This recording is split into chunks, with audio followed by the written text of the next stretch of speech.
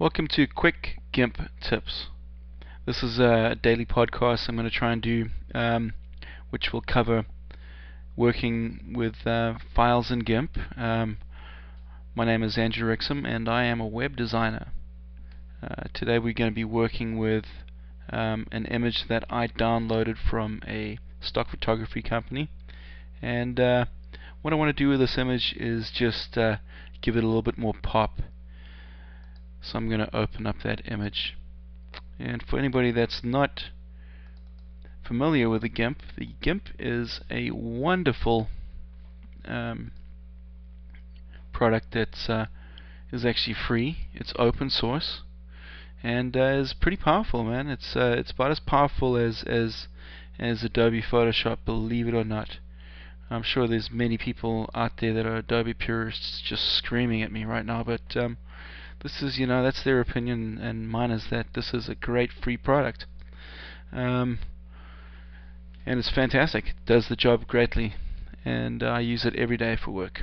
So anyways, what I want to do here is just give this image a little bit more pop. It's not a bad image, but it's not speaking to me. So what we're going to do is just apply a couple of little techniques to get a little bit more pop out of this image. So the first thing I want to do is create a second layer to this image. So I'm going to just right click on the actual layer. So we'll go over to the layer area in this palette, and you right click on the layer that you want to duplicate, and you duplicate it. And now we'll select the duplicate layer and come over to the filters area, and I am going to put a little Gaussian blur on this, and here's the Gaussian blur palette, and I think I'm going to bump it all the way up to 20, which is quite a good blur. And there you go. And now what we're going to do is we're going to go for a kind of a lens effect here. So I'm going to take the this is the marquee in Photoshop and the rectangle selection tool in Gimp, because luckily Gimp uses regular English, unlike me. And we're going to try and select a kind of an even amount over here.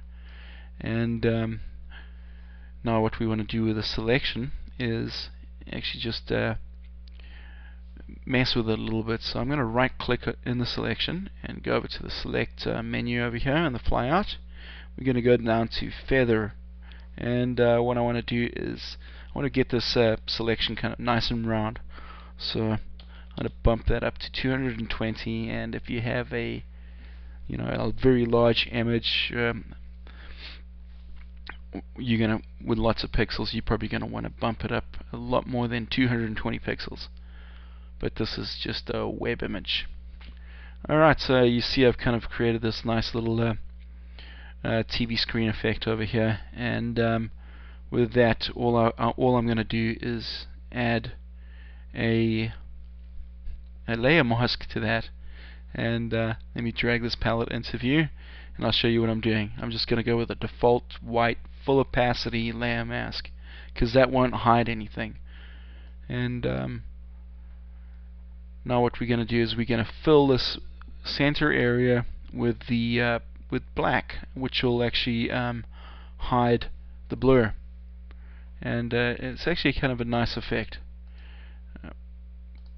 Boom, and there you go. That's now we have a little lens effect, and we're just going to unselect that. The way you unselect that with a shortcut is Control Shift A, or you could go up to the select flyout chair and just go none. Same thing.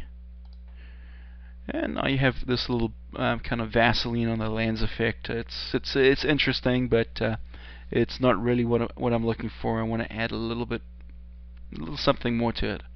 So I'm going to go over to our blending options, and that's called modes here. And we just drop down, and we're going to choose multiply from the modes. And I think that's a lot better than what we started with. I like that a lot. So let me show you the first image that we started with, which was that kind of flat and boring. And this is what we've ended up here. We've added a little bit of blue in there just through adding that vignette, I guess you would call it. So from there to there. Again, as I said, this is my first podcast. I'm going to try and do them every day or every other day, and I'd appreciate any emails. You can send an email to info@prideinwork.com, and Prideinwork is PRIDEINWORK.com.